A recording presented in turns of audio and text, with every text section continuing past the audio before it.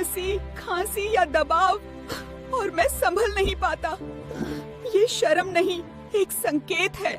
मैं सहारा देता हूँ हर दिन चुपचाप, पर जब अभ्यास छूट जाए ताकत घटती है। सहनशीलता भी देखभाल मांगती है, वरना पकड़ ढीली पड़ जाती है। मैं ऊर्जा देता हूँ पर असर गहरा छोड़ता हूँ। बार बार बुलावा जल्दी आने लगता है। कभी कभी मेरी चुस्की नियंत्रण को चुनौती दे देती है। जब दबाव बढ़ता है मैं ही राहत बनता हूँ। देर हो जाए तो बेचैनी भी बढ़ती है। सही समय पर पहुँचना कभी कभी सबसे बड़ी जीत होती है।